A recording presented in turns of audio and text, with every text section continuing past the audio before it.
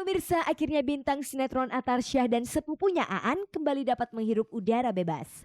Hari Rabu sore kemarin, permohonan keluarga Atarsyah kepada pihak Kejaksaan Negeri Jakarta Selatan agar status Atar dan sepupunya Aan dapat menjadi tahanan kota dikabulkan.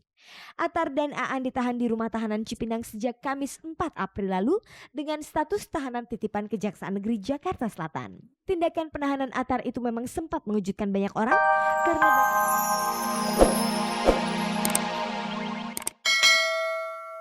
dalam hal ini benar adanya Dhani mengutip hak cipta milik Yudhistira. Lantas mengapa Dhani tidak meminta izin dan mengurusnya secara hukum? Yang jelas tidak ada hak-hak yang dilanggar ya, terus terang.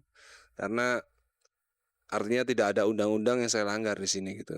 Hanya mungkin sebelumnya karena saya belum sempat bertemu dengan Mas Yudis, jadi ya mungkin itu aja gitu. Tapi akhirnya sekarang udah ketemu.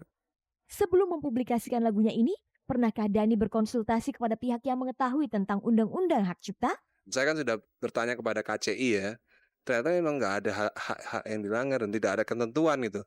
Kalau misalnya sewaktu-waktu saya membuat lagu yang berjudul Pasir Berbisik misalnya ya, nggak masalah gitu. Tidak ada masalah sama sekali. Apalagi misalnya saya bikin lagu, nanti ini Dewa berikutnya bikin lagu, judulnya Ada Apa Dengan Cinta. Nggak apa-apa. Dan Mira Lesmana tidak bisa menuntut apa-apa sama saya gitu. Atau misalnya tiba-tiba ada orang lain yang membuat judul sinetron kayak Sepia misalnya, kan itu kan dari sebuah lagu ke sinetron. Saya rasa Eros juga nggak bisa nuntut apa-apa gitu karena itu udah public domain. Apa ya public domain itu? Tapi yang jelas Mbak ya, saya juga tidak berkompeten dalam hal ini untuk berbicara seperti ini karena mungkin publisher saya mungkin yang lebih berhak gitu. Kembali kepada Yudis, bagaimana ia mengomentari pernyataan Dhani tersebut? Penafsiran yang berbeda, tetapi sepengetahuan saya yaitu karena ketika judul itu di launch sebagai judul novel, kan di dalam novel itu kan di halaman kedua tercatat hak cipta dilindungi undang-undang. Jadi otomatis karya cipta itu lekat kepada individu kreatornya seumur hidup. Jadi misalnya kalau bicara soal paten segala macam tidak relevan karena karya itu begitu dipublikasikan itu lekat dengan pengarangnya, dengan penciptanya. Yang paling pokok adalah hak moral. Hak moral itu adalah hak saya. Paling tidak di dalam label seluruh yang di dalam kaset maupun CD itu dicantumkan bahwa karya itu diambil dari karya Yudhistira saat dia. Itu hak moral itu yang tidak boleh tidak. Tetapi karena ini sudah menjadi produk industri itu tadi, jadi ini kemudian ada hak ekonomi yang melekat di situ kan karena dijadikan barang komersial. Jika dinilai dalam materi, sebenarnya berapa besar Yudis merasa dirugikan? Tidak ternilai, hak moral saya yang dilanggar kan tidak ternilai. Sepertinya dalam memperjuangkan hak ciptanya Yudhistira tidak main-main. Ia akan segera melakukan tindakan hukum untuk menyelesaikan masalah ini. Singkat kata, Yudis akan melakukan gugatan kepada Dhani selaku pencipta lagu Arjuna Mencari Cinta dan juga pihak Aquarius sebagai perusahaan rekaman yang mengedarkannya. Saya tidak mau berpolemik ini karena kasusnya adalah kasus hukum, harus diselesaikan secara hukum. Lebih cepat lebih baik sebab ada satu implikasi yang saya juga sebetulnya secara pribadi sangat sayangkan, tetapi ini harus dilakukan. Misalnya penarikan seluruh kaset dan CD dari seluruh pemasaran di wilayah Indonesia. Sebelum ini clear, ini harus ditarik. Dan bagaimana pula pihak PT Aquarius menanggapi permintaan Yudis untuk menarik kaset dan CD yang telah dipasarkan? Kayaknya mesti dicek dulu ya, istilahnya dasarnya apa gitu, istilahnya kalau mau seperti kayak gitu. Iya, dasar menyuruh untuk meminta itu ditarik, dasarnya itu apa misalnya gitu. Segala sesuatu kan harus ada dasarnya gitu ya. Pemirsa, lagu Arjuna Mencari Cinta yang terekam dalam album terbaru Dewa Cintailah Cinta memang cukup laris di pasaran. Baru saja beredar kabarnya album ini telah mencapai angka penjualan 600.000 kopi. Setelah 6 hari mendekam di penjara Cipinang, akhirnya bintang sinetron Atarsyah dan sepupunya Aan dibebaskan pada hari Rabu kemarin. Kejaksaan Negeri Jakarta Selatan menahan Atar dan Aan setelah mendapat pelimpahan berkas perkara dari Polsek Kebayoran Lama. Atar dan Aan terjerat kasus pengerusakan mobil milik Wulan Guritno, kakak iparnya, yang saat ini tengah memproses perceraiannya dengan Atila, kakak kandung Atar. Pemirsa, akhirnya bintang sinetron Atarsyah dan sepupunya Aan kembali dapat menghirup udara bebas. Hari Rabu sore kemarin permohonan keluarga Atarsyah kepada pihak Kejaksaan Negeri Jakarta Selatan agar status Atar dan sepupunya Aan dapat menjadi tahanan kota dikabulkan.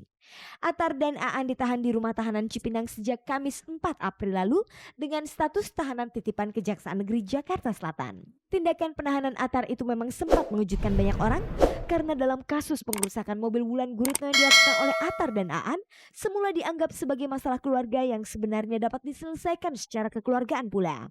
Tapi siapa sangka karena masalah itu Atar sempat merasakan hidup sebagai tahanan Cipinang selama 6 hari lamanya. Atar dan Aan akan menjadi tahanan kota sampai kasusnya disidangkan. Lalu bagaimana perasaan Atar akhirnya bisa menjadi tahanan kota? Syukur alhamdulillah dong. Ya syukur. Malah ada yang jenguk dari pers juga jenguk gini-gini katanya ada apa? Ada bakalan apa? Di ini di penangguhan lagi. Kita aja baru tahu di situ. Ternyata mereka diem-diem aja semua. Saat pertama kali dijebloskan ke penjara Cipinang, apakah Atar merasa takut? Soalnya dari luar kan orang-orang ngobrol tuh, wah Cipinang gini. Ya memang sih, memang kan di dalam tuh kacau lah gitu loh. Ya hanya kan kita mesti pintar jaga diri gitu. Melewati 6 hari di rutan Cipinang menjadi pengalaman yang sangat berharga bagi Atar. Di sana Atar ditempatkan bersama 10 orang lainnya dalam satu sel. Atar bersama tahanan lain mendapat tugas memasang keramik ruangan tahanan. Bagaimana dengan sikap orang-orang di sana terhadap Atar dan Aan? Kita kan mesti pintar-pintar bersosialisasi. Pertama aja kita udah mulai diajak ngobrol. Besoknya kita udah mulai berani ngobrol. Ntar tukar pikiran gini-gini, nanya-nanya, gitu-gitu. Yang ngobrolin mereka apa rata-rata? Aku kalau cerita sama teman-teman gini soal masalah keluarga, ya masalah keluarga kok sampai kesini-sini loh gitu. Ya lu dulu nggak pantas deh, kita malah gitu-gituin dijelek-jelekin jadinya. Ya mereka sih paling ya lu paling sebentar, udahlah santai aja gini-gini. Mereka jiwanya mereka ya karena mereka ada yang udah sering, jadi mereka tahu lika-likunya gitu. Dengan segala yang dialaminya ini, bagaimana sikap Atar terhadap Wulan Guritno? Kalau menurut Mbak gimana? Aku aja bingung masalah keluarga lo nih. Itu dia. Kalau aku soal menuntut sih itu pokoknya yang penting urusannya Atila aja selesai. Kalau aku pengennya bebas aja udah. Sebelum Atar akhirnya menjadi tahanan kota, kabarnya Wulan sempat bicara kepada Atila bahwa Atar dan Aan bisa keluar dari rutan Cipinang asal Atila mau menandatangani surat hak perwalian anaknya bahwa perwalian Shalom sepenuhnya jatuh kepada Wulan. Apakah Atar dapat bebas karena permohonan Wulan tersebut? Rasa sih enggak ya. Mungkin apa? Aduh nggak tahu deh. Aku nggak berani ngomong masalah itu soal keluarganya dia. Yang dirasakan sekarang apa? Tapi kalau karena aku udah di penjara gini-gini, buat apa dia mesti menyerahkan gitu loh. Mendingan ya bertarung aja terus. Pemirsa, orang yang paling bahagia dengan keluarnya Atar dari tahanan Cipinang adalah kakaknya Atila Syah. Kabarnya selama Atar ditahan di Cipinang, Atila sempat syok. Hal itu karena Atila merasa bersalah melibatkan adiknya ke dalam konflik rumah tangganya dengan Wulan Guritno.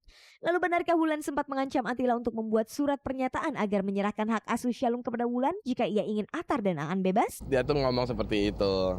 Tapi di situ saya merasa aneh. Wah, apakah hukum bisa lu permainkan seperti itu? Kan ini kan beda, yang satu perdata, yang satu pidana. Masa lu pengen barter? Hidup ini emang apa? Emang masa anak kita pengen diperjualbelikan? Aku cuma ngasih ucapan begitu. Udah deh, kalau begitu lu kan punya pengacara, gue juga punya pengacara, lu punya tuntutan, ya kita akan menyelesaikan itu semua. Jalanin aja, tidak usah pakai barter. Yang enggak. Itu kan kalau itu dibilang sifatnya nggak sesuai, itu kan juga sesuatu yang mengancam gitu ya. Dalam kasus ini, apakah Atila merasa Atar dan Aan layak mendapatkan hukuman seperti itu? Cuman emang kebanyakan orang-orang LP Cipinang, mereka penjaga-penjaga, pengawas-pengawas di sini juga bilang hal yang sama ya. Kok kayaknya kasusnya tidak sebegitu parah kok masuk sini? Ya, ini saya tidak perlu ngomong. Emang mereka sendiri kebanyakan ngomong. Sampai tukang parkir LP Cipinang sendiri ngomong, kasihan kami sama-sama adik kamu kok bisa begini, kok bisa masuk sini. Emang pengadilannya sudah tuntas? Nah, lo mereka nanya kayak gitu.